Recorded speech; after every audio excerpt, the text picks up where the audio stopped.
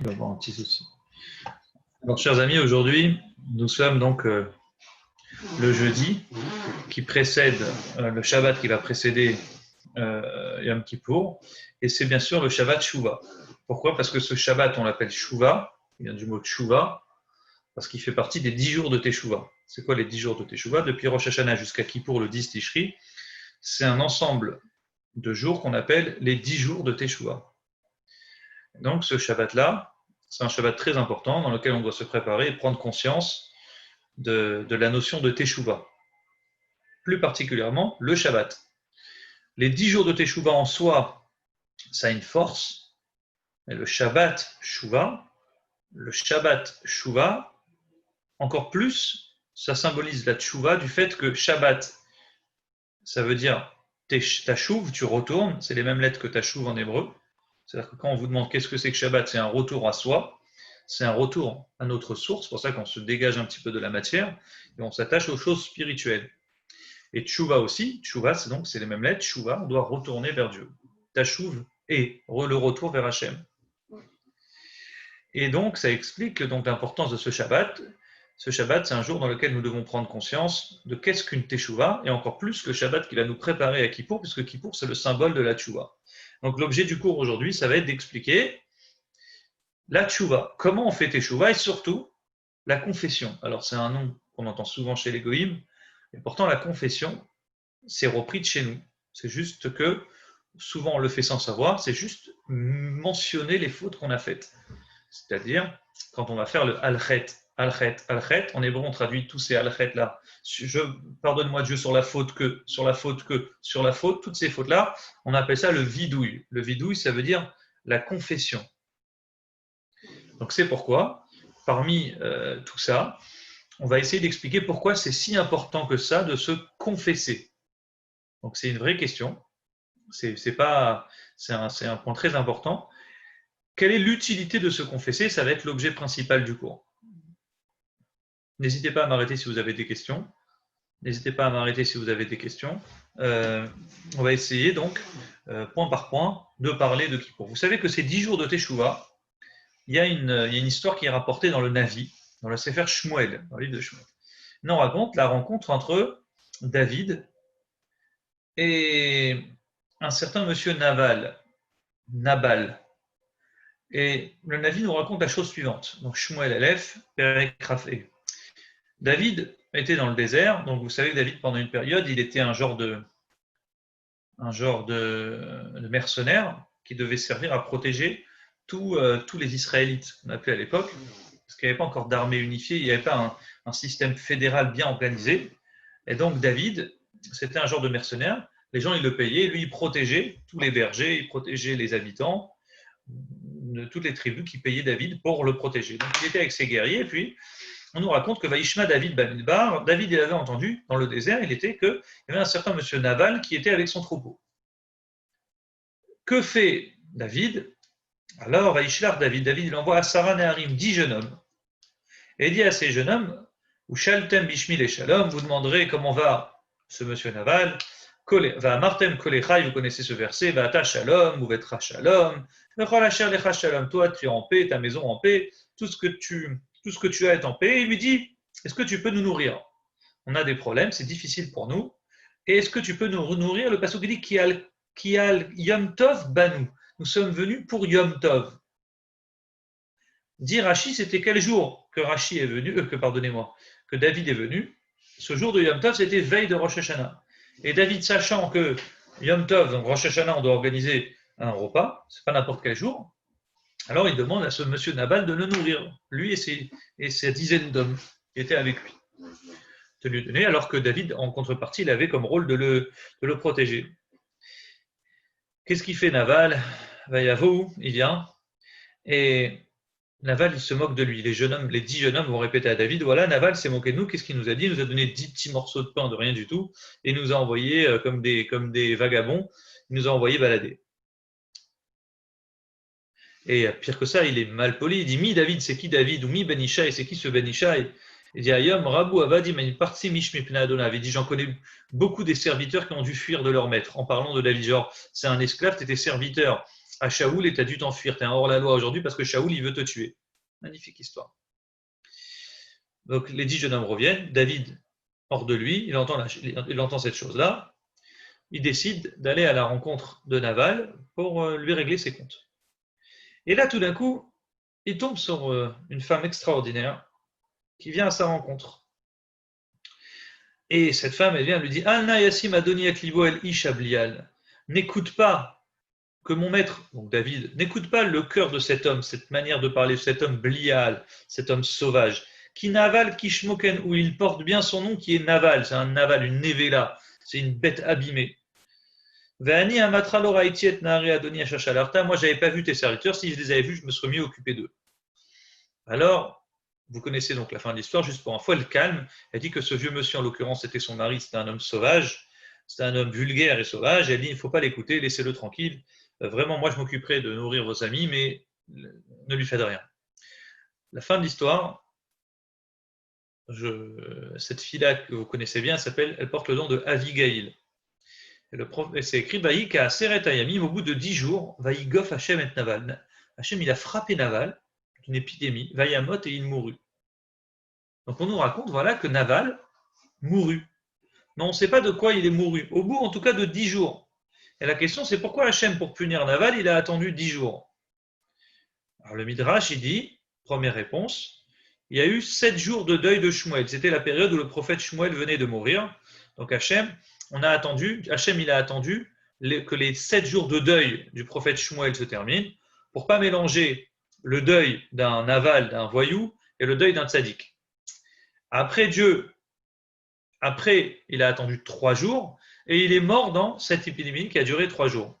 Et le problème, à nouveau, c'est pourquoi spécialement 10 jours en tout. Alors, c'est là que Gemara répond, Masechet Rosh Hashanah, le fait qu'il s'est moqué des 10 serviteurs, il leur a donné 10 petits morceaux de pain au radina en disant partez, bande d'esclaves.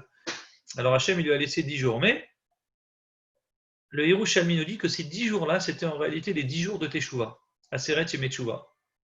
Et donc, en réalité, Hachem, il a permis à Naval de faire Teshuvah pendant 10 jours, et c'est pendant ces 10 jours-là auxquels Naval n'a pas changé, il a continué dans son état d'esprit de voyou, qu'Hachem décida de le tuer, tout simplement. Donc à nouveau, on voit une preuve ici que les 10 jours de Teshuvah, c'est important, c'est une période où on peut se sauver soi-même, on peut retourner vers Hachem, et Hachem se doit d'accepter notre Teshuvah. C'est une règle qui s'est imposée lui-même, comme on verra dans la suite du cours, une règle extraordinaire qui est que si un homme fait Teshuvah, Hachem accepte la Teshuvah. Donc, ces 10 jours de Teshuvah, pareil, le Midrash dit, ça fait référence donc aux 10 commandements qu'Israël a reçus au mont Sinaï. Et donc, grâce à ces 10 commandements qu'on a reçus, Hachem, il nous laisse 10 jours dans lesquels, sinon, on fait Teshuvah. Pendant ces 10 jours, on a la possibilité de retourner vers lui, Tachouv. Donc, Hachem nous recevra avec plaisir. Maintenant, je vais vous citer un Rambam. On va parler du vidou, donc la fameuse confession. Le Rambam, il dit la chose suivante. Même si la Teshuvah, Rambam Ilchot Teshuvah, Perekbet, même si la Teshuvah est importante dans le monde, pendant les 10 jours de Teshuvah, qui sont entre Rosh Hashanah et Kippour, il y a fait au mitkabelet. C'est encore mieux. En d'autres termes, le Rambam dit, la Teshuvah, ça existe toute l'année. Bon, qu'est-ce qu'on vient nous parler maintenant des 10 jours de Teshuvah? La Teshuvah, moi, on m'a appris dans le biberon que ça existe toujours. On ne dit pas aux enfants, attendez les 10 jours de Teshuvah pour faire Teshuvah. Faites Teshuvah, on dit aux enfants, toute l'année. Toute la journée, on fait nos 3 prières. Shacharit mincha, on dit Slach lanu avinu, kiratanu, ashivenu Hashem elecha. N'est-ce pas? On veut retourner vers Hashem. La tchouva existe toute l'année. Donc, quelle différence entre la tchouva de toute l'année et celle des 10 jours de Teshuvah? Dit le Rambam. Il dit non, il y a une grande différence. Il dit celle de Rosh Hashanah et Kippour, elle est mieux acceptée plus rapidement. Puisque le verset est dit dans la Haftarah de cette semaine, qui est l'Haftarah Shuvah Israël. C'est pour ça que le Shabbat, on ne l'appelle pas Teshuvah, mais Shabbat Shuvah, parce que ça porte aussi un petit clin d'œil au nom de la Haftarah. Donc automatiquement, la Haftarah dit chercher Hachem, il sera trouvable plus facilement pendant cette période-là. Dirshu Hachem Beimatz'o. Donc de là, on apprend que pendant cette période-là, Hachem, il est trouvable plus facilement. Toute l'année, on peut faire Teshuvah, certes, mais la Teshuvah, elle est plus facile d'accès. Elle est plus facilement acceptée aux yeux d'Hachem pendant la période des 10 jours de Teshuvah. Et conclut le Rambam et dit attention, Ici, on met en valeur l'individu. Pendant les 10 jours de Teshuvah, on permet à l'homme tout seul de faire Teshuvah. Toute l'année, quand on prie, on a besoin d'être un public pour prier ensemble et se faire pardonner. Ensemble, on est accepté, Hachem accepte notre échange, qu'on prie Rabim dans une synagogue avec du monde. Alors que l'avantage, à Seret Yemei Teshuvah, conclut le Rambam, même quand tu es seul, pas spécialement en priant, mais même si tu es seul à demander pardon à Hachem, alors dans ce cas-là, Hachem, il est apte à accepter ta tefila, ton retour, ta teshuva, du fait qu'on est dans une période particulière qui est à Seret Yemei Teshuvah. Alors, le Rambam dit Ima Satchouva, si un homme il a fait Teshuva, la condition sine qua non, c'est de retourner vers Hachem. Le Rambam il nous dit pas il faut faire plus de mitzvot pour pencher la balance du bon côté. Le Rambam nous dit il faut une seule chose, c'est faire Teshuva. Sous-entendu, la Teshuva, ça n'a rien à voir avec la balance des mitzvot positifs ou négatifs. Il faut faire Teshuva, c'est retourner vers Dieu, demander pardon, comme on verra après, et en se confessant. Et c'est par cela qu'Hachem accepte nos Teshuva. Notre retour et il nous efface nos fautes. Mais ce n'est pas parce que tu vas rajouter plus de mitzvot qu'Hachem va nous pardonner. Très bien.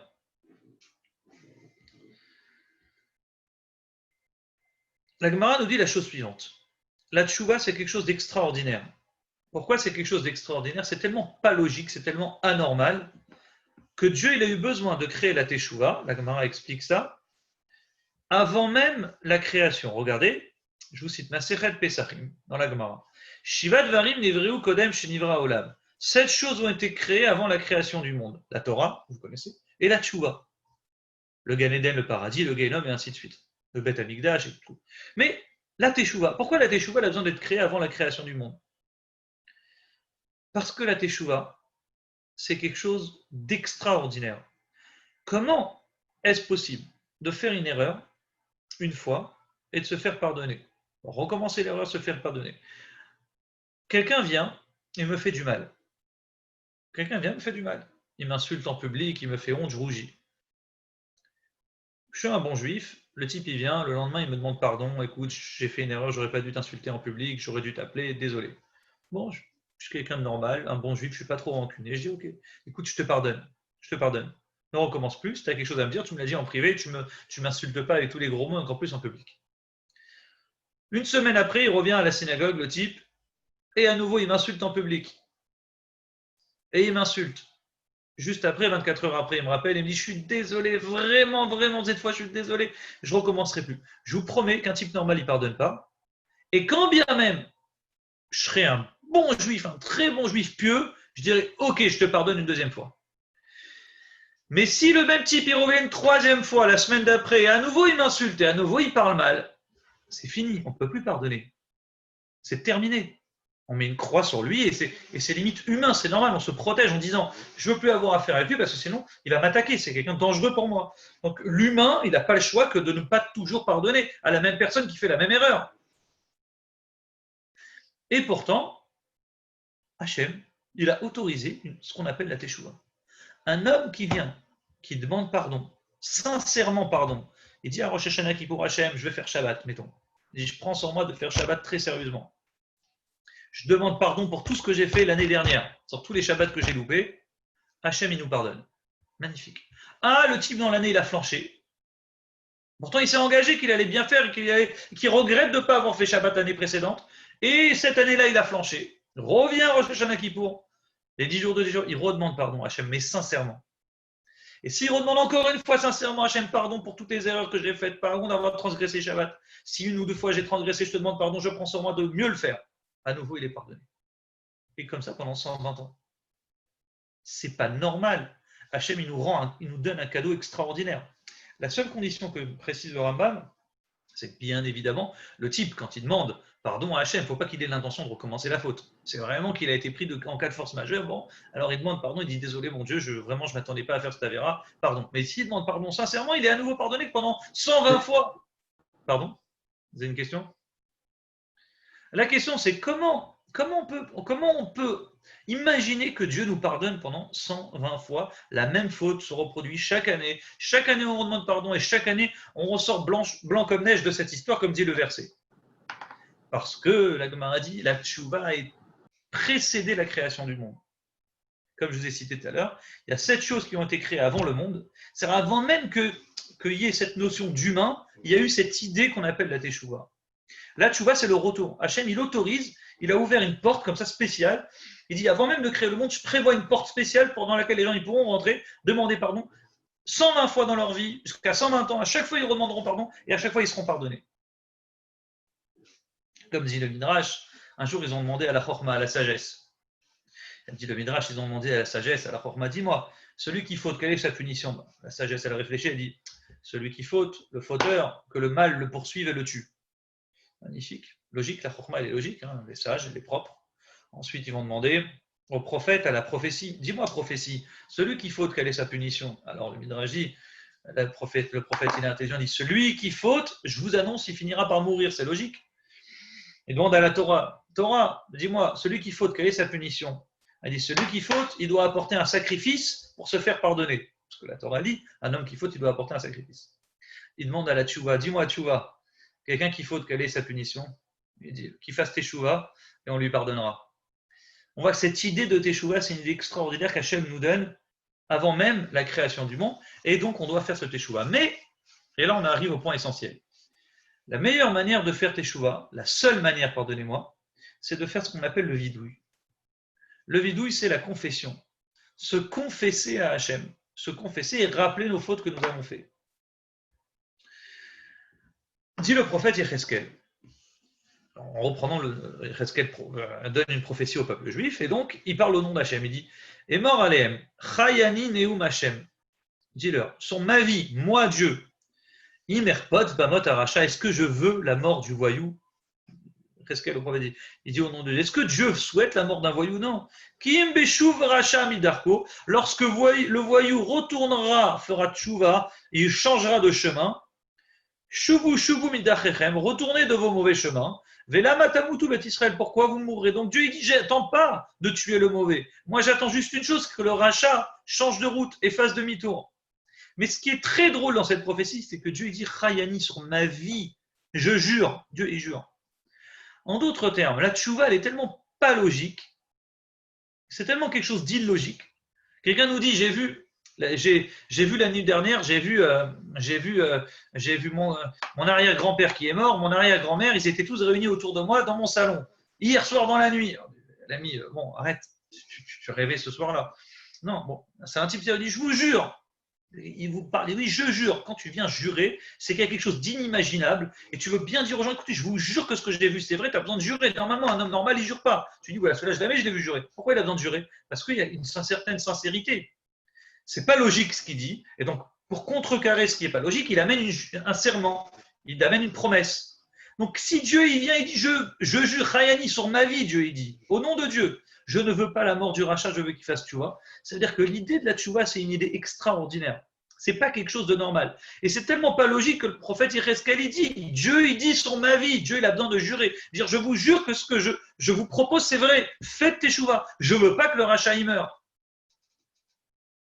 Souvent, on a tendance à dire, bon, ben, si je peux dire tellement j'ai fauté et Dieu n'aime pas qu'on faute, alors que ben, Dieu, il a qu'à me tuer, on n'en parle plus. Ah, voilà, je ne suis pas mort. Dieu n'attend pas de te tuer. Dieu attend que tu fasses tes chouvas. Dieu n'a pas une envie de tuer. Il n'a pas envie de faire du mal aux gens. Dieu attend que les gens ils fassent tes chouvas. Et ça, c'est un chidouche extraordinaire. C'est quelque chose de très, très important, c'est-à-dire la notion de teshuva.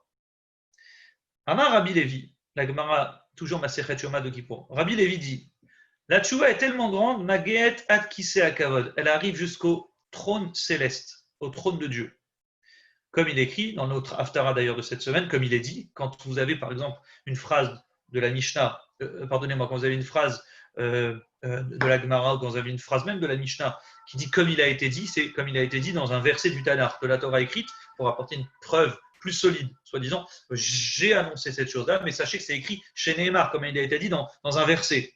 Le verset, c'est le verset de notre Haftara. Shuva Israël. Retourne Israël, dit le Passouk. Retourne Israël. Ad Hashem Elokecha, jusqu'à Hashem ton Dieu. Donc la Haftara de cette semaine, elle dit que quand on fait Teshuva, on peut aller ad Hashem, jusqu'à Hashem ton Dieu. C'est-à-dire que la force d'une Teshuva, c'est pas juste que Dieu il nous efface nos fautes. Vous êtes remplis de fautes et puis bon, allez, on fait un petit coup de blanc, on n'en parle plus. Pas du tout. Si un homme il fait tchouva, Dieu il aime tellement la tchouva, dit le verset, qu'il peut monter ad Hashem, jusqu'à Hashem. Comme dit la Gemara, Ad qui à Kavod jusqu'au trône. Normalement, on aurait dû dire retourne El Hachem. En hébreu, on dit vers Dieu. Or là, on ne dit pas retourne vers Hachem, on dit retourne Ad Hachem Elokecha, jusqu'à Hachem tout mon Dieu. Sous-entendu ici, la notion de Teshuvah, elle permet à l'homme, pas seulement qu'on lui efface ses fautes, mais d'atteindre un niveau qu'il ne pouvait pas atteindre précédemment sans passer par la Teshuvah. Comme c'est connu ce fameux slogan extraordinaire repris de la Gemara, que à un endroit où se tient un Baal Teshuvah, même un tzaddik ne peut pas tenir. Alors, bien sûr, il faut bien comprendre cette phrase. Ça ne veut pas dire qu'un Baal Teshuvah, c'est mieux de faire des avérotes pour faire Teshuvah, mais quelqu'un qui fait Teshuvah, tellement il pleure, tellement il est triste, tellement il regrette, tellement il s'attache à Dieu, il s'attache, on dit, cette Teshuvah est tellement grande et tellement forte que Dieu il permet à ses prières de s'attacher directement à lui. Ad Kiseh Hakavod. Donc ça explique pourquoi un Baal Teshuvah, un l'endroit où il se trouve, dit la Gemara, même un tzaddik gamour, même un grand tzaddik ne peut pas atteindre. Parce que le tzaddik, il n'a jamais fait de faute. Donc, puisqu'il n'a jamais fait de faute, il n'a pas eu besoin de passer par ce stade de Teshuvah. Comme c'est rapporté, le Shla, c'est le Shla qui dit la chose suivante, un sefer que ça va Shneno Chotaberit. Extraordinaire, il dit, au moment où vous connaissez ce fameux Midrash, au moment où Moshe monte au ciel, les anges lui disent, mais les anges disent à Dieu, maître du monde, qu'est-ce qui fait cet enfant, ce fils de femme parmi nous? Rappelez-vous, un jour vous avez fait un cours que la spécificité des anges, c'est qu'ils existent sans homme, sans femme. Ils n'ont pas besoin de naître de quelqu'un. Pour eux, c'est un dégoût de naître de quelque chose des hommes. Qu'est-ce qui fait ce fils de femme parmi nous? Alors Dieu il dit, il est venu pour recevoir la Torah. Donc il y a un débat. Donc Dieu il dit à Moshe, réponds aux anges. Moshe dit, j'ai peur de répondre aux anges. J'ai peur qu'ils me brûlent, entre guillemets. J'ai peur avec de vigueur de leur dire, t'inquiète pas, attrape-toi mon trône. Attrape-toi. Echos bekti sekvodi, attrape mon trône et donne-leur une réponse. Et ici, à nouveau, on a un point très important, c'est que la tchouva, quand on est là pour faire teshuva, on peut toucher au trône de Dieu. Dieu dit, donne-leur une tchouva, explique-leur la notion de teshuva. Eux, ils ne savent pas c'est quoi les anges de la tchouva. Ils n'ont jamais fauté. Ils sont comparables à des tzadikim, des justes. Donc pour eux, ils ne peuvent pas attraper mon trône. Mais Dieu dit à Moshe, toi, Moshe, attrape mon trône, attrape mon Kiseh Hakavod, et si tu attrapes mon trône, tu pourras leur répondre. Sous-entendu, dit le Shla, la réponse de Dieu, c'est pas attrape, tu ne vas pas brûler. Si Dieu ne veut pas que Moshe brûle, il n'a pas besoin de dire attrape mon trône. Il dit aux anges, ne touchez pas à Moshe. Le problème n'est pas là. Le problème, c'est qu'il dit donne-leur une réponse à travers mon trône. Montre-leur que toi, humain, tu peux attraper mon trône, tu peux attraper mon Kiseh Hakavod. Donc, les anges, vous ne pouvez pas le faire. Pourquoi vous ne pouvez pas le faire? Parce que vous n'êtes pas des humains. Vous êtes des tzadikim, donc vous ne fautez jamais. Donc, vous ne pouvez pas monter de niveau. Vous êtes tout le temps ce qu'on appelle omdim. Vous restez droit. Vous évoluez pas. Vous êtes stable. Que Moshe, qui représente les humains dans le ciel, Moshe, c'est quelqu'un qui pourrait être considéré comme un Baal Teshuvah, parce que c'est un humain. Donc, c'est quelqu'un qui peut faire des efforts, retourner vers Hachem, demander pardon à Hachem, et donc automatiquement, il a cette force d'attraper le Kiseh Hakavod. Magnifique réponse. Donc, on comprend ici l'importance de la Teshuvah.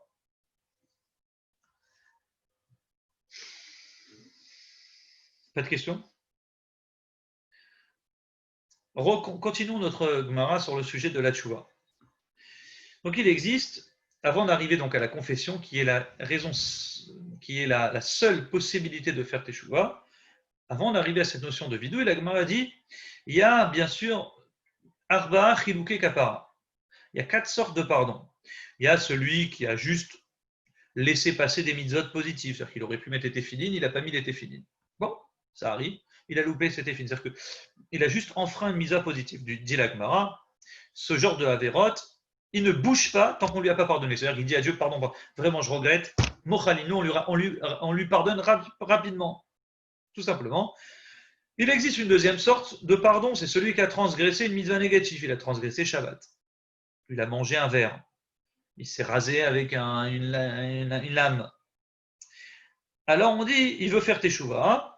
Sa teshuva, elle dépend, elle est en suspens, tolé. On dit, écoute, tu peux faire teshuva toute l'année en suspens, mais Yom Kippourim Mechaper. Il n'y a que Kippour qui peut venir et tamponner ta teshuva qu'elle est bonne. Si tu fais bien Kippour, tu demandes un pardon de bon cœur, Dieu il tamponne, il valide ta teshuva que tu avais déjà commencé en amont. Mais elle était en suspens, maintenant elle va être validée. Troisième sorte de Averod, celui qui a transgressé un karet. Bon, par exemple, quelqu'un qui transgresse un karet ou un mita, il aurait dû être chayav mita, ou un chayav karet, quelqu'un qui n'a pas fait la brit mila, quelqu'un qui transgresse kippour, tous ces Averod-là qui dépendent d'un karet. alors automatiquement, on dit il doit faire tchouva. Et même Kippour, c'est en suspens. Et qu'est-ce qui vient lui valider qu'il a bien fait tchouva? Il sourit, les souffrances. S'il passe par des souffrances, alors parfois les souffrances, ça peut l'aider à lui enlever sa faute. C'est un entre parenthèses, Van Mourazakan dit pour éviter ces souffrances-là, il n'y a qu'une chose qui compte, c'est donner la tzedaka. Quand vous donnez la tzedaka, ça évite que Dieu il te passe par cette troisième stade de souffrance. C'est-à-dire qu'il pour oui, tu es validé, mais Dieu dit on va te mettre la condition c'est les souffrances. Alors le Mourazakan il précise, il dit que la tzedaka, le fait qu'on mette la tzedaka, c'est tellement difficile, c'est humain, c'est difficile de donner son argent, on a travaillé, on a transpiré, et on se dit pourquoi ils vont pas travailler comme moi. Alors tu dis, tu vois quelqu'un, tu lui donnes de l'argent, de bon cœur, on dit cette souffrance que tu as qui est légitime, on dit cette dureté, cette souffrance, on te dit en donnant la tzedaka, tu évites d'avoir d'autres souffrances. L'info, c'est une des raisons pourquoi j'avais lu ça. Je ne suis pas capable de vous donner la réponse de tête. Où est-ce que c'est écrit? Mais je l'avais lu qu'une des réponses pourquoi on ne fait pas une bracha sur la tzedaka. Je vous avais dit la semaine dernière, à chaque fois qu'on fait une bracha, une mitzvah, il y a une bracha. C'est la règle. Quand vous entendez Asher Kideshanu bemitzvotav et tzivanu, ça veut dire que c'est une mitzvah. Or, la tzedaka, c'est une mitzvah. Donner de l'argent à un pauvre, c'est une mitzvah. Or, on ne fait pas une bracha. Baou chata Hashem Elokeinu melech haolam Asher Kideshanu bemitzvotav et tzivanu litet tzedaka. Il n'y a pas, ça n'existe pas. Vous allez me dire, oui, il y a un Réni Mekabel. Réni Mekabel, ce n'est pas une bracha. Alors, la réponse, c'est qu'on ne fait pas une bracha, il y en a au moins une dizaine de réponses, mais une qui est très intéressante, c'est qu'un homme, quand il donne la tzedaka, il n'est jamais très heureux. Ça lui fait toujours un peu de mal. Et il y a écrit qu'une mitzvah, on doit la faire quand on est joyeux. Et donc, du fait que le type, il est en souffrance quand il donne, il est en stress de donner de l'argent, on dit, il se sent un peu obligé de donner le maaser. Bon, je le fais parce que je n'ai pas le choix. Alors, on dit, on ne peut pas lui instaurer une bracha, c'est trop difficile. Enfin, il existe une quatrième avéra. Et là, celle-là, elle est compliquée. C'est celui qui a fait chilou l'Hachem, celui qui a transgressé le nom d'Hachem, celui qui s'est moqué de Dieu, etc. On dit, il n'y a pas de la force dans la tchouva. La tchouva, c'est trop difficile, sauf, même s'il passe par des souffrances, on dit, il n'y a qu'une chose qui peut lui faire pardonner, c'est s'il fait une tchouva complète. Mais c'est très, très difficile. Techniquement, c'est très difficile. On dit, cette tchouva, elle doit être tellement grande, comme dit le Rabbeinu Yeroham, pardonnez-moi, Rabbeinu Yonah, qui doit aussi préciser ses fautes et demander à Hachem pardon. Et toujours, même ce genre de faute, s'il fait une très grande teshuva, ça peut être rattrapable, même si la Gemara dit que c'est très difficile. Comment on fait teshuva? Alors là, on arrive sur notre Rabbeinu Yonah. La base de la teshuva, c'est 3 points. Le regret et la confession. Ça veut dire regretter, dire je regrette ce que j'ai fait. Bien sûr, je prends la décision d'arrêter la faute, d'accord? On ne peut pas regretter si tu comptes la continuer. Donc tu te dis, je regrette, je prends la bonne décision de ne plus recommencer et donc de faire Shabbat correctement. Exemple, si on reste sur notre exemple du Shabbat. Mais il dit surtout le vidouille. Le vidouille, c'est la confession. Dire pardon à Hachem d'avoir fait. Tu dois mentionner la faute. Tu ne dois pas juste dire pardon à Hachem pour tout ce que j'ai fait. Il n'y a pas de pardon à Hachem. Vous allez dire, mais Hachem, il connaît, il sait ce que j'ai fait, il comprend ce que je veux dire. On dit non. Il faut passer par le stade de confession. Bon, c'est ça, le Rambam, il reprend cette idée de la confession. Tous les Rishonim, ils expliquent l'idée pourquoi on doit se confesser, expliquer. Comme c'est écrit, c'est basé sur un pasouk. Concernant Kippour, figurez-vous que Aaron devait mettre sa main sur le bouc vivant et il devait faire vidouille. Il devait se confesser au nom de tous les Juifs et il devait prendre ce bouc émissaire, d'où l'expression un bouc émissaire, il devait prendre ce bouc émissaire et faire le vidouille. Il mettait ses mains sur ce bouc-là et il faisait le vidouille. Il disait pardon Hachem pour telle faute et telle faute qu'ont fait les béné Israël. Et puis ensuite, on allait tuer le bouc émissaire. Donc, on voit déjà, la Torah nous demande que depuis le Kohen Gadol, lorsqu'il faisait son travail à Kippour, il devait passer par ce stade de vidouille, de confession. À tel point qu'on doit se confesser plusieurs fois à Kippour. Vous savez qu'on doit se confesser, le vidouille qu'on appelle al-chet aujourd'hui, tous les al-chet, c'est la partie la plus importante qu'on rajoute à la fin de chaque Amida. On a la Amida classique de Kippour qui est un peu similaire à celle de Rosh Hashanah, et à la fin, vous remarquerez que la Amida elle est plus longue de Kippour parce qu'on a un bloc de al-chet à lire. Al-chet, c'est la confession. Donc ce al-chet, on va le réciter à Envie de Kippour, on va le réciter à Shacharit, on va le réciter à Mincha, on va le réciter à Moussaf, on va réciter plusieurs fois cette confession. À tel point qu'on nous dit, tu dois même faire la confession pour tout vous dire, à Mincha. Vous allez voir dans vos marzors, à Mincha avant Kippour, on va faire Mincha, puis ensuite on va faire Seudat Amafseket. Et on dit, avant Seudat Amafseket, à Mincha déjà on va faire le vidouille. Al-Chet, Shechatanu, Al-Chet, arrête sur la faute, et on demande pardon. Et le Rambam dit, pourquoi on doit faire le vidouille avant la Seuda? Vous savez pourquoi? Pourquoi on doit faire cette confession pour demander pardon? On dit, écoutez les mots, je les ai stabilotés pour vous. c'est un petit cadeau pour la route. Il dit Shema Yechanek Baseuda Kodem Sheidvade. De peur qu'il s'étouffe. Le type, en mangeant, il avale de travers, il s'étouffe, il meurt, et il n'a pas eu le temps de faire sa confession. Donc pour le Rambam, on a instauré une confession dans la Tfila avant Mincha, donc avant la Seouda qu'il doit faire avant Kippour. Et puis ensuite, à chaque Tfila, sait-on jamais, à Mincha, on suit le lendemain, peut-être qu'Hachem, c'est le lendemain qui va te pardonner, donc fais ta confession. Et ainsi de suite, on instaure plusieurs fois ce vidouille qu'on appelle une confession. Et la question, c'est pourquoi ? Pourquoi est-ce si important de mentionner, de préciser chaque faute ? D'ailleurs, ça c'est un enseignement important déjà que vous retenir. Quand bien même j'aurais pas encore répondu à la question, retenez que au moins s'il y a une chose que vous devez connaître parfaitement, c'est cette confession qui est écrite dans tous les marzors. Vous l'avez traduit en français. Allez apprendre la traduction de chacune des phrases alchet, alchet, alchet, connaître. Parce que si vous le dites sans savoir ce que vous dites, pour le coup, ça n'a aucune signification. Le but de alchet, du vidou, de la confession, c'est de comprendre ce que vous dites. Et si vous ne savez pas lire en hébreu, limite la confession, le halchet, limite, il faut le lire en français. C'est mieux. Sinon, ça n'a aucun sens.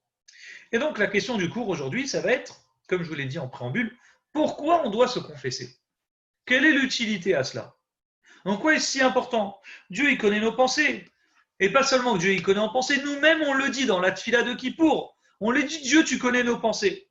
Asdonot, Gagot, Atamakir, tu connais nos fautes qu'on a faites en faisant exprès ou pas exprès. Les fanecha gluim betu, vidouim, devant toi, tout est révélé, tout est connu devant toi. Manoma, on dit en introduction, à quoi ça sert de parler ? Manesaper, à quoi ça sert de réciter, de raconter nos erreurs ? Allo kolanistarod, vaniglot atayodea, tu connais tout ce qui est caché et voilé. Donc, quelle est l'utilité tellement, puisque Dieu, tu connais tout ? On n'a qu'à dire pardon et c'est terminé. Et pourtant, on nous dit oui, tu vas dire pardon. Tu commences par un pardon général. Tu dis alchet shechatanou. Le premier alchet, on va dire, on tape sur le cœur, c'est alchet sur la faute shechatanou que nous avons fauté. Genre, on commence par une règle générale, pardon d'avoir fauté, mais on ne va pas s'arrêter là. On aurait pu s'arrêter là, ça aurait été logique, parce que Dieu, tu connais nos pensées. Mais non, tu dis non, tu ne dois pas t'arrêter là. Tu dois continuer. Tu dois te confesser en détail et donner chaque détail. Quelle est l'utilité à cela ? Alors, on va rentrer dans la dernière partie du cours, et pour ça, j'aimerais donc vous citer cette Gemara extraordinaire. Sans ça, on ne pourra pas comprendre qu'est-ce que c'est que la notion de tchouva et du vidou, et de la confession. La Gemara dit la chose suivante. Amar Rabbi Yoshua ben Levi, la Gemara Masechet Avodazara. Rabbi Yoshua ben Levi dit la chose suivante. Lo asu Israël et Aegel, les Juifs n'ont pas fait le vodor, si ce n'est pour laisser l'iten pitronpe les Baal tchouva. Ah, c'est magnifique. En d'autres termes, l'histoire a fait que les Juifs ont fait le vodor. Ça nous a permis à nous de comprendre qu'est-ce que c'est que la tchouva. Grâce à ça, du fait qu'on a vu que Hachem il a pardonné à Kippour, tous ceux qui ont fait le vaudor, du fait qu'on a vu ça, tous les Juifs ils ont fauté, et Hachem à Kippour il a pardonné les Juifs qui ont fait le vaudor, même si ce n'est pas tous qui ont fauté, il n'y avait que 3000 en vérité qui avaient fauté ce jour-là, parce qu'il n'y en a que 3000 qui ont été mis à mort, malgré tout les Juifs ils n'ont pas réagi. Et ça a été une erreur de ne pas réagir. Ils auraient dû empêcher ceux qui étaient en train de fauter et de faire le vaudor d'agir. Donc des fois, vous connaissez le proverbe en français qui ne dit mot consent, donc les Juifs ils auraient dû réagir. Mais concrètement, ici on voit que la notion du vaudor, elle a permis à l'histoire juive de retenir que quand il y a un groupe qui faute, on peut faire teshuva. Magnifique. Et la Gemara elle continue, vous savez quoi ? Rabbi Yochanan dit au nom de Rabbi Shimon Bar Yochai, Lo David, Raoul et Ikachel Beotomas. Et David aussi, apparemment, cette faute qu'il a faite, il n'aurait même pas dû la faire. Entre guillemets, il n'y a pas vraiment de problème. Mais si on nous raconte cette faute qu'il a fait l'histoire, le roi David que je vais vous raconter dans quelques minutes, c'est pour nous apprendre à nous aussi faire teshuva. Magnifique. Bon, je vais vous expliquer cette phrase. D'abord, qu'est-ce qu'il a fait David ? Vous connaissez la fameuse histoire. David, il a fait une chose très simple, qui est terrible. C'est, il a vu une femme qui s'appelait Bathsheba, et il s'avère que il l'a trouvée très belle, et il a envie de se marier avec elle. C'est tout simple. Jusqu'à là, tout va bien dans le meilleur des mondes. Le problème, c'est que cette femme, elle est mariée. Qu'est-ce qu'il a fait ? Son mari, il était à la guerre. Alors, on dit qu'il l'a connue. Il a été avec elle. Et elle est tombée enceinte. Rien que ça. Alors,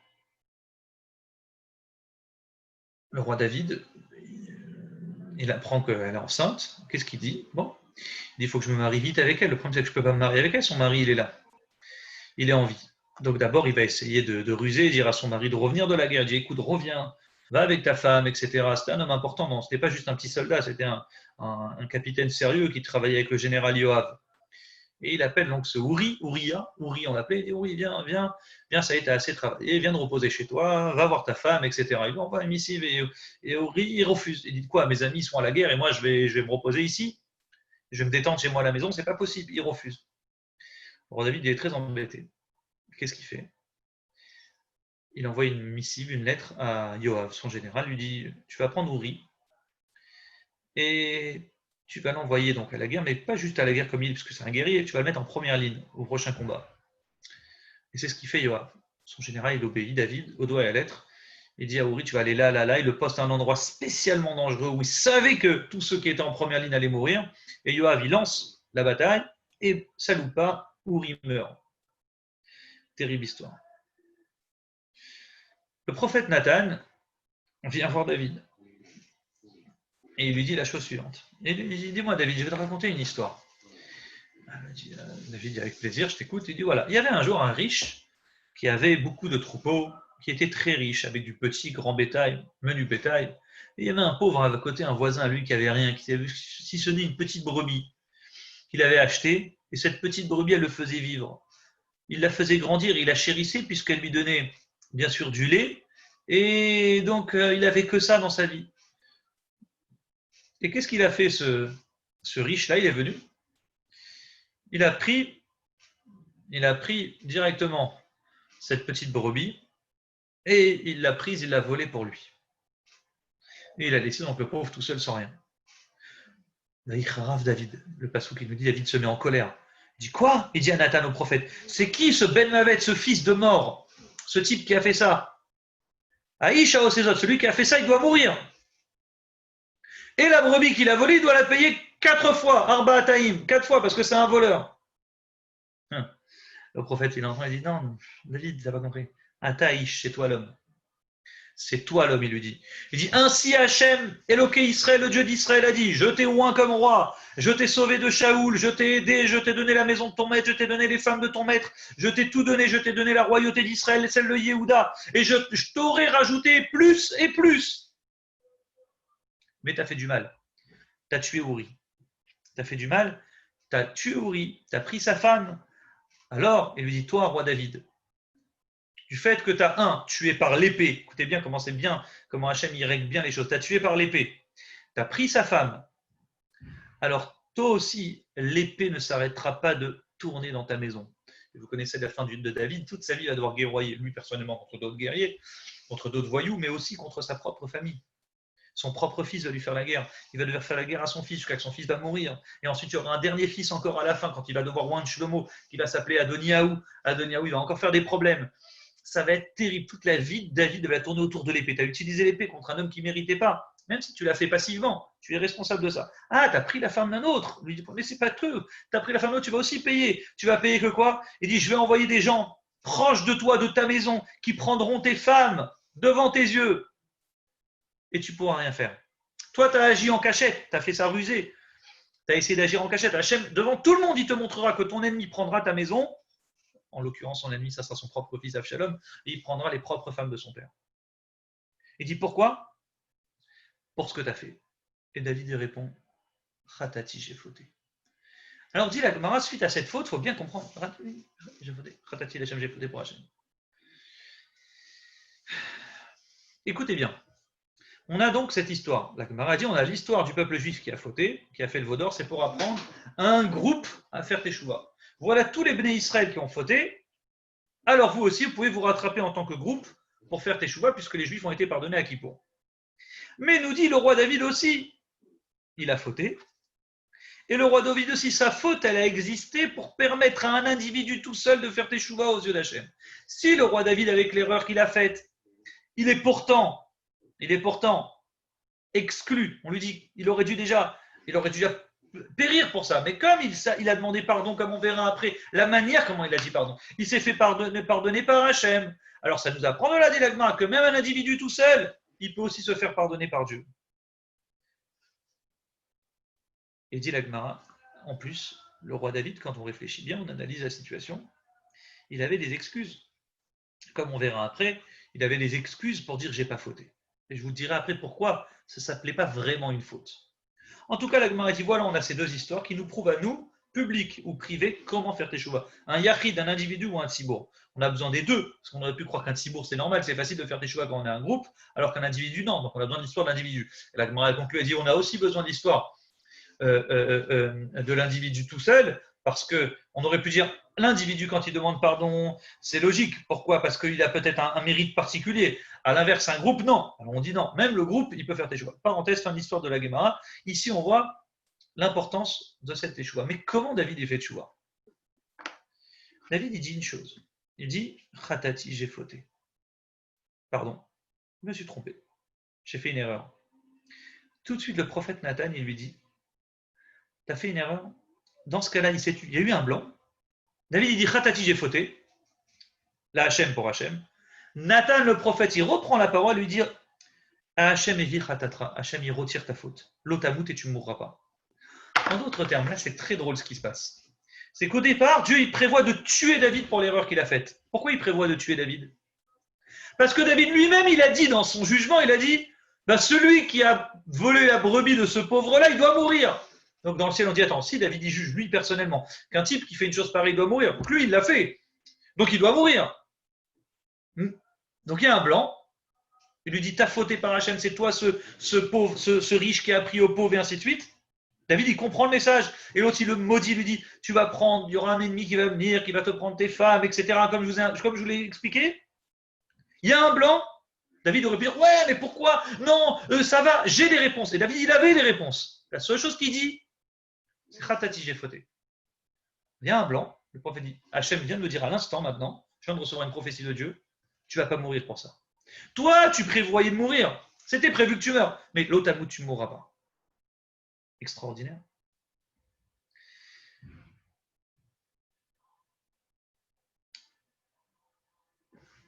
Pourtant, c'est injuste. Pourquoi c'est injuste? Je vais vous raconter une autre histoire d'un roi qui était juste avant David.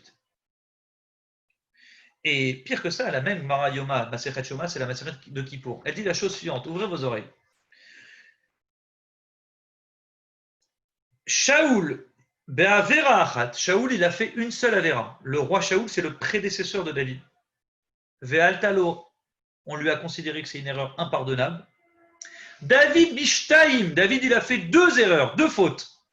Vélo Altalo, on ne lui a pas tenu rigueur. Entre guillemets, on l'a pardonné. Quelle est l'erreur de Shaoul? Donc, reprenons l'histoire avant David. Et jugeons. On va juger ce qui est comparons ce qui est comparable. On ne va pas comparer. Voilà deux rois, deux monstres dans le judaïsme, qui est le roi Shaoul et le roi David. Deux hommes extraordinaires. Et la Gemara, elle conclut, dit Shaoul, il n'a fait qu'une erreur, qu'une bourde. Laquelle est-ce? C'était celle d'avoir laissé le troupeau, d'avoir laissé Agag en vie et le troupeau de Agag, le roi Agag. Agag, c'était le peuple de Amalek. Shmuel, il lui laisse comme consigne au nom de Dieu. Shaoul, maintenant tu es le roi, tu prends les armes et tu vas tuer, raser Amalek, Agag en tête, tu vas tuer Agag, tous les hommes de Agag, femmes, enfants, et bien sûr, les animaux. Quelle est l'histoire? Après la bataille, après la guerre, va Yomer Shmuel, mais à Kolatson. Il dit, quel est ce son-là que j'entends du brebis? Vekol Abakar, c'est quoi ce son des animaux que j'entends? Shaoul, il dit, non, ça appartient à Amalek. J'ai pas tué, j'ai préféré le garder pour faire des sacrifices à Hachem. Hachem Elokecha, pour Hachem ton Dieu, il lui dit. J'ai gardé tous ces animaux que tu m'avais demandé de détruire pour Hachem. Et il lui dit, lui, c'est qui? C'est le Agag. Ah, le roi Agag, tu l'as pas tué aussi? Ah non, Agag, non. Bon, c'est un roi, c'est quelqu'un d'important. Bon, on n'est pas des barbares. Je tue, oui, j'ai tué les soldats. Bon, mais lui, c'est le roi. Donc, je lui ai fait honneur, je lui ai laissé une tente, je me suis occupé, je lui ai laissé le nécessaire pour. Et là, à nouveau, le prophète Shmuel. Là, ce n'était pas le prophète Nathan, c'est Shmuel, qui était le prédécesseur de Nathan. Shmuel, il vient. Il se met en colère contre lui. Il est une colère. Il dit Ma'asta et dvar Hashem, t'as dégoûté la parole de Dieu. Dieu, il est dégoûté de toi comme roi. Vaïmasra mi meler. Dieu, il est dégoûté. Il veut plus de toi comme roi. Il y a un blanc. Shaoul prend la parole. Il dit à Shmuel Khatati, j'ai fauté. Qui avarti et pi Hashem, car j'ai transgressé la parole de Dieu et ta parole. Magnifique. C'est beau, non? Et il conclut qu'il y a Reti et Ham, car j'ai eu peur du peuple. Vaishma Bekolam, le peuple, il ne voulait pas détruire le bétail, donc moi j'ai écouté la voix du peuple qui m'ont dit ah, ça sert à rien de détruire tout le troupeau, on va le garder pour nous, on va faire des sacrifices et ainsi de suite. Quelle différence, les amis? Pourquoi David, il a fait 2 fautes? J'en ai compté une tout à l'heure. Et on lui a pardonné. Pourtant, franchement, c'est une erreur difficile à comprendre. Comment David il a pu faire une chose pareille? Et il dit j'ai fauté, on lui pardonne. Et il en a fait une deuxième, on lui pardonne. Shaoul, il en a fait une, pas une énorme. Il a laissé vivre les animaux. Et Dieu lui dit on t'a dégoûté comme roi, on ne veut plus te voir, c'est terminé pour toi. Et même quand il dit j'ai fauté, il n'y a rien qui se passe. Il n'y a rien qui se passe. Pourtant, il dit Khatati, j'ai fauté. Les deux, ils ont dit j'ai fauté. Pourquoi il y en a un qu'on valide et l'autre qu'on valide pas? C'est injuste. On dirait que Shaoul d'office, Dieu, il voulait pas sa tchouva, Chazvé Shalom. Et David, bon, David, t'es mon petit chouchou, j'accepte ta tchouva. Ça n'existe pas, ça, chez Dieu. Dieu, il est émet, c'est l'aigle Yosher. Dieu est quelqu'un de vrai, qui est juste et qui est droit. S'il voit 2 personnes, 2 rois qui ont fait une faute, un qui dit pardon, l'autre qui dit pardon, pourquoi un on ne pardonne pas et l'autre on pardonne, le roi David on lui pardonne? Quelle différence entre les deux? La différence, c'est que David il dit Khatati, Hachem, j'ai fauté pour Hachem, et après il se tait. Shaoul il dit Khatati, j'ai fauté. Il commence par j'ai fauté. J'ai transgressé la parole de Dieu et ta parole, point. Mais après il rajoute, il dit mais tu sais, c'est parce que j'ai eu peur du peuple en fait. Le peuple m'a mis un peu la pression, et donc il commence à justifier pourquoi il a fauté.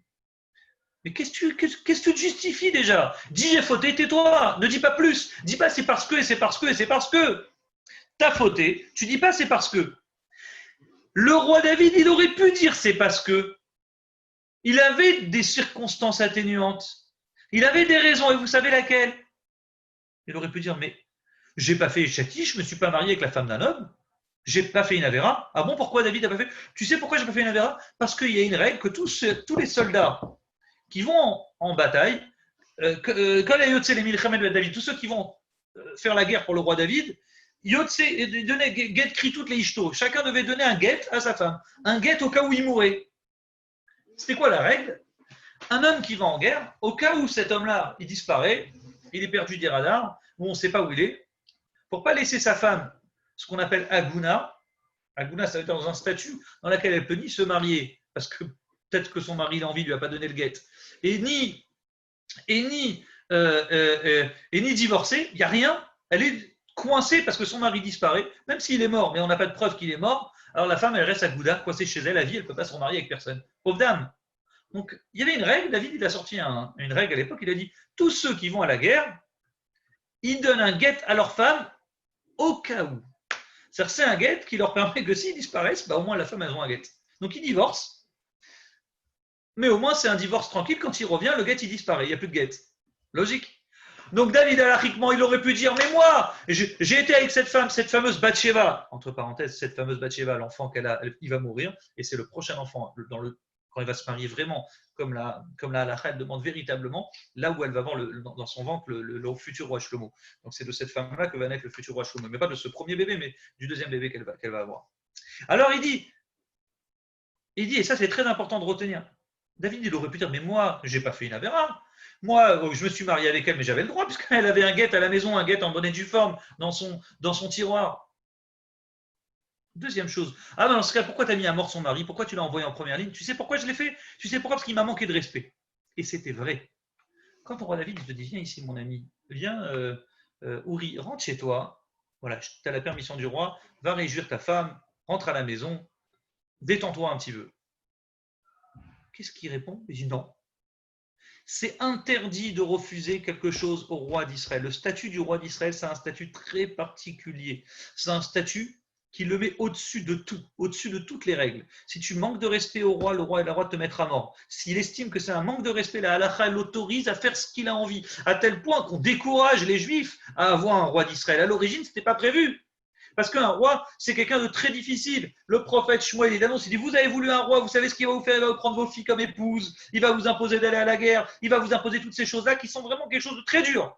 Et c'était vrai, celui qui manque de respect au roi, le roi David a le droit de le mettre à mort. Et Souri, quand il dit, non, David, tu me demandes d'aller rentrer chez moi, mais ça va pas ou quoi? Mes amis, ils sont en train de souffrir à la guerre et moi je vais me détendre. Il a refusé. Ça s'appelle un crime de lèse-majesté. Et David, légitimement, il avait le droit de le prendre, de le mettre à mort. Limite, comment il l'a tué, c'était d'une belle noble, d'une mort noble. Il dit, écoute, il a appelé Yoav, écoute, je t'en prie, mets-le en première ligne et on s'en débarrasse. Il aurait pu dire ça, David. Il avait des circonstances atténuantes. Que Shaoul n'avait aucune excuse. Donc on a David et on a Shaoul. Il y a David qui lui a des excuses. Et pourtant il se tait, il dit juste ratati Hachem, j'ai fauté pour Hachem, pardon. Il a compris la gravité. Et pourtant le prophète il le massacre. Et lui il s'était dit pardon, j'ai fauté. Que Shaoul, il n'avait aucune excuse et il dit j'ai fauté, mais c'est parce que. Donc la base de l'erreur c'est se justifier. Et on dit ça a été la différence de tchouva entre Shaoul et le roi David. Et du roi David on apprend la notion de tchouva. C'est de lui. Le fameux Tehillim Nun Aleph 51, Alameda Foshim Derachecha Vechataim Elecha Yashu. On dit j'apprendrai, les fauteurs apprendront de ton chemin. J'apprendrai comment toi, David, t'as fait en tant que pécheur, et tous ceux qui veulent faire teshuva, ils referont teshuva exactement comme toi. Et donc là, on a quelque chose d'extraordinaire. Pire que ça, qu'est-ce qu'il a fait, David? Et là, c'est un chidouche du Malbim. Le Malbim, c'est un grand commentateur de la Bible. Il dit, c'est très bizarre. Il y a écrit Vayomer Nathan el David. Nathan dit à David, Hachem Evir, Gam Hachem Evir. Hachem a aussi retiré ta faute. Et Evir en hébreu, c'est-à-dire faire passer un son. Ça vient du mot d'un autre ovaire en hébreu, Kol Bamachane. On dit, on a fait passer un son dans le camp. Donc ça veut dire que David, pour se faire pardonner, il n'a pas joué en catimini cette histoire. Il n'a pas dit au prophète, pardon, mais n'en parle pas. On dit, il a fait courir le bruit. Il a dit, les amis, j'ai fauté, j'ai fait telle et telle chose, et malgré ce que j'ai fait, je demande pardon à Hachem. David lui-même, il a commencé à se faire la shonara sur lui-même. J'ai fait telle et telle faute, et vire. Il a fait passer, et c'est grâce à ça, ce son qu'il a fait tourner, on dit, sa faute s'est su. Il a laissé savoir qu'il avait fauté, et il disait aux gens, oui, j'ai fauté, et oui, je demande pardon à Hachem. On dit, c'est ça qui lui a permis de se faire pardonner. Donc ici, on comprend l'importance, la force de caractère du roi David. Mais de qui il a reçu cette force? Ça, c'était déjà un autre chiot que je vous avais appris. La force du roi David, il a reçu de qui? De son aïeul, son arrière-arrière-grand-père qui est Yehuda. Le roi David, contrairement à Shaoul, il était de la tribu de Binyamin. Le roi David, il est de la tribu de Yehuda. Et c'est de cette royauté-là, cette dynastie du roi David, descendront tous les rois de Yehuda et d'Israël, au moins son fils et son petit-fils, jusqu'à Mashiach. On dit c'est les descendants de Yehuda. Quelle est la qualité de Yehuda? Issachar, c'était un grand étudiant. Lévi, c'était un érudit. Yosef, qu'est-ce qu'il avait comme qualité, Yehuda? À part avoir dit vendons notre frère. Quelle qualité? La qualité qu'il a, Yehuda, c'est son père, quand il est en train de les bénir avant de mourir, il dit Yehuda, ata yodu ha'achecha. Toi, tu as une qualité parmi tes frères, c'est que tu sais reconnaître. Quand tu as tort, tu sais dire je me trompe, j'ai tort. Et Yehuda, dans sa propre vie privée, ça c'est arrivé la chose, une histoire terrible. Voilà une femme qui va presque mourir, c'est Tamar, et elle dit écoute, je vais mourir, on dit que j'ai fait une avéra, mais moi je sais avec qui j'ai fauté. Et elle montre la bague, elle est carrément en train de mourir, elle est à 2 doigts de mourir. Le Beddin de l'époque, c'était un tribunal qui n'était pas de juifs, il n'y avait que 12 juifs à l'époque, donc c'était un tribunal qui avait attrapé cette femme Tamar, ils l'ont vue enceinte, ils ont dit mais c'est une catastrophe, elle a fauté cette femme-là, il faut la tuer. Elle commence à montrer, elle monte là-bas, elle dit celui qui m'a laissé cette bague en gage et cette ceinture, c'est à lui le bébé que j'ai dans le ventre. Donc elle n'a pas dit, le père c'est Yehuda, elle s'est tuée, elle a juste dit ça. Et qu'est-ce qu'il dit Yehuda? Il aurait pu tourner la tête, partir de j'y suis pour rien. Et qu'est-ce qu'il fait? Il se retourne et dit Sadka Mimeni, c'est elle qui a raison, elle est plus juste que moi. Lui, il commence à comprendre que c'est lui le père de l'enfant. Il ne le savait pas précédemment, parce que c'était déguisé, toute une histoire. Et lui, il a eu la force de caractère de reconnaître et dit oui, Sadka Mimeni, ce qu'elle fait, c'est plus juste que moi, c'est plus vrai. Et donc, c'est pourquoi on dit de cette force, il a rougi, Yehuda, il a pris sur lui. On dit c'est toi le père, mais c'est une catastrophe. Il a dit je préfère qu'on me dise c'est une catastrophe, mais que j'évite à cette dame de mourir. Et au moins, j'ai reconnu ma faute plutôt que me taire. Et cette force de Tzadka Mimeni, c'est-à-dire qu'il sait reconnaître qu'elle était plus de sa déquête que lui, automatiquement on dit ses descendants ils vont mériter la royauté, son descendant direct c'est le roi David. On n'a plus beaucoup de temps, mais c'est vrai que on a plusieurs histoires un peu similaires. J'avais préparé plusieurs histoires qu'on retrouve qui vont dans le même sens. Entre autres, la fameuse erreur très connue, c'est celle de Adam Arishon. Adam Arishon, on nous raconte que, bien sûr, il faute. Et à nouveau, Dieu, il vient par étapes. Dieu, il vient comme le prophète, vient vers lui, il dit, qu'est-ce que tu as fait? Et il discute. Est-ce que de l'arbre que je t'ai interdit de manger, Achol Achalta, tu as mangé? Et il répond, qu'est-ce qu'il répond? Il aurait pu dire, oui, pardon, Hachem. Non, il ne dit pas ça, Adam. Il dit, Adam. Adam dit, Aïcha, Shanatata, il m'a dit, c'est la femme que tu m'as donnée. Elle m'a donné du fruit, ce qui était vrai en soi. C'est Rava qui lui a donné le fruit.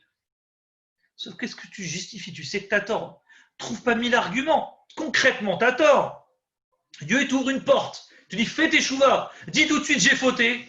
Qu'est-ce qu'il répond, Adam? Il dit, non, c'est pas moi. C'est la femme que tu m'as donnée. Genre, il trouve des excuses. Pire que ça, dit le Sforno. Il dit, en plus, je vous l'avais dit il y a 2 ou 3 semaines, c'est qu'en plus, il renie la femme. Il dit, tu m'as donné une femme pour me faire un cadeau. Moi, j'étais triste. Tu m'as donné une femme.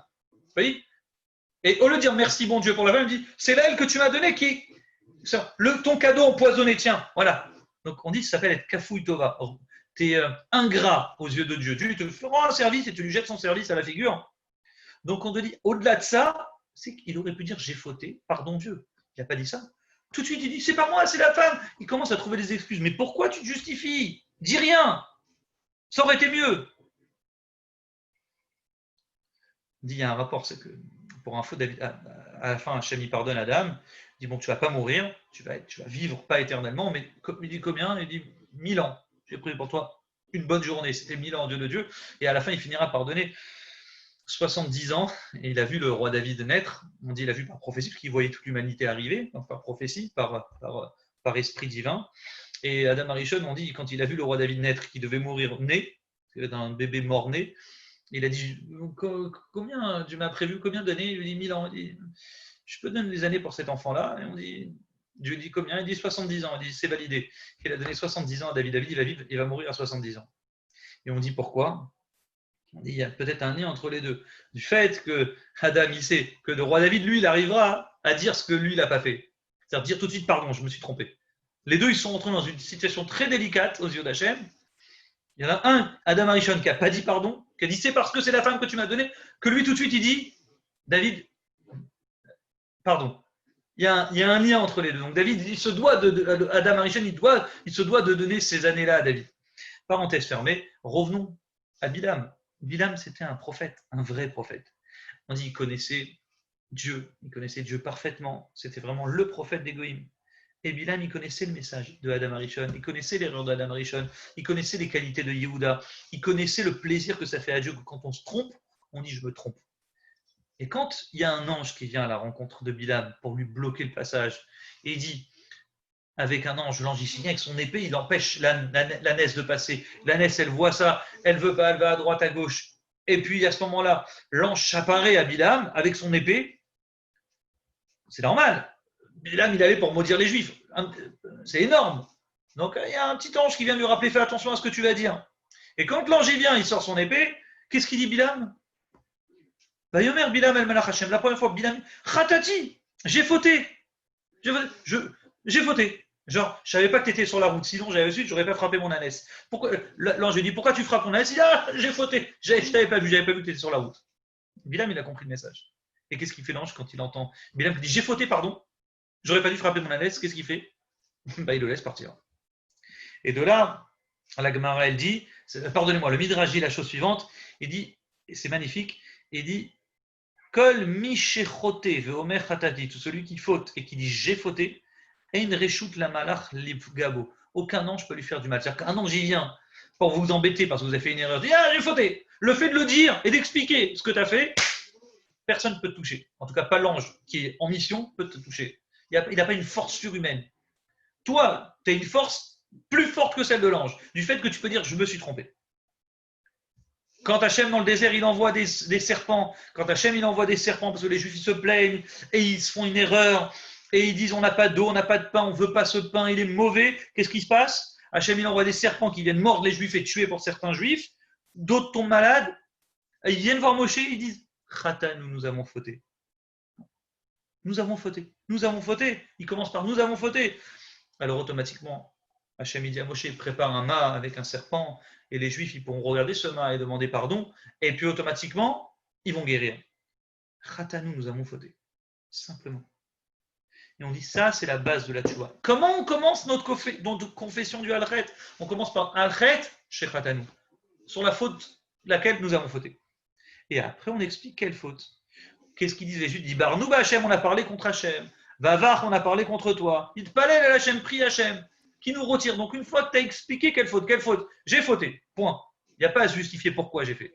Après, tu dis quelle faute? J'ai fait ça, j'ai parlé contre Hachem, j'ai parlé contre toi, j'ai fait toutes ces erreurs-là qui font que maintenant efface notre faute. Et plus que ça, ramène-nous au Kissa Kavod, ramène-nous au trône céleste. Donc là, on a compris l'importance du bidou de la confession. On l'a appris du roi David. La notion de tchouva, comment ça doit être fait une tchouva? Une tchouva, c'est j'ai fauté, point. Enfin, avinu malkenu chatanu lefanecha. Le premier des avinu malkenu, c'est chatanu, nous avons fauté devant toi. Et après, on cite la suite des fautes, n'est-ce pas? Ça, c'est la base de tout. De là, on comprend que le vidou est important puisqu'on doit expliquer à Hachem quelle faute nous avons fait. Nous avons fait telle et telle chose. Mais l'avantage de se confesser, quand on demande pardon à Hachem, on lui demande sincèrement, on n'est pas obligé de le dire à voix haute. Le halachet, on le fait à voix basse exprès. On ne dit pas on dit pas fort de peur que tu as honte de parler devant les copains qui sont à côté. On dit à voix basse parce que Hachem, il a besoin que tu en parles et que tu le dises clairement. Grâce à ça, pas seulement qu'Hachem il va effacer notre faute, mais Hachem il va nous ramener au Kissa Kabad, il va nous ramener au trône céleste, à un endroit que même les anges n'étaient pas en capacité d'y aller. Hachem nous donnera cette force d'effacer nos fautes et de nous pardonner, pas seulement individuellement, mais collectivement. Et puis grâce à ça, si Dieu veut, Hachem, bien sûr, il dit, comme je vous l'ai dit, Chayani sur ma vie, j'attends que ça. Imerpot vemot aracha. Est-ce que je veux la mort du rachat? Non, je veux la tchouva des Juifs. Et grâce à ça, une fois qu'on aura la tchouva collective du peuple juif, alors, bien sûr, Hachem nous enverra une bonne année, et la meilleure année, une bonne et douce année, une année de délivrance, une année dans laquelle il y aura moins de souffrance, moins de malades, mais puis il y aura le cadeau suprême qui est le Mashiach qui viendra nous reconstruire le troisième Beth Amikdash très prochain. Je souhaite à tous une bonne soirée et si Dieu veut, à la semaine prochaine. Chazak ou Baruch. Chazak Yoz. Chazak Yohan.